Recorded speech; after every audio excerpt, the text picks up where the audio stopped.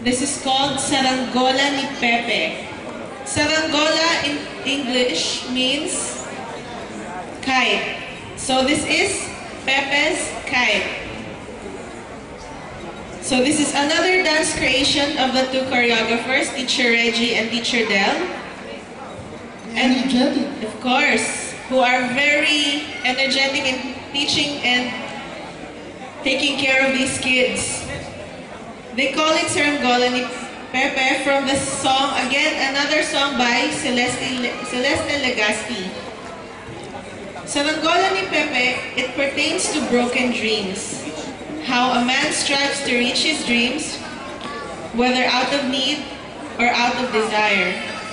How he wishes to change his life, his past, and his environment.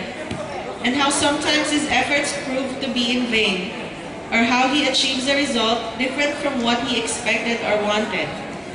I think as a whole, the lyrics kind of feel sad and pessimistic, but when you take out specific lines, there's no hint of hope.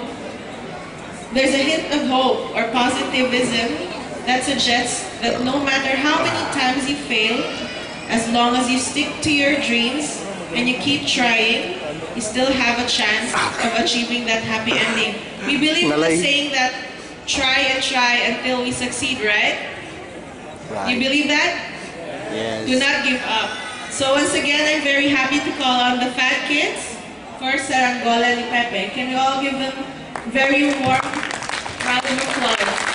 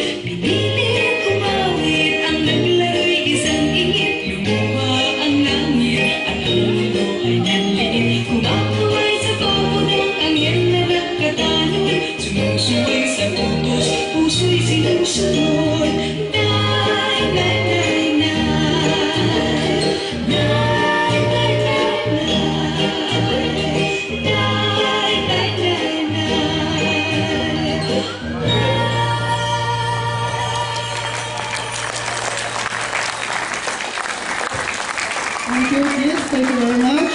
Thank you, kids. Where is Pepe? Can I see Pepe and his kite?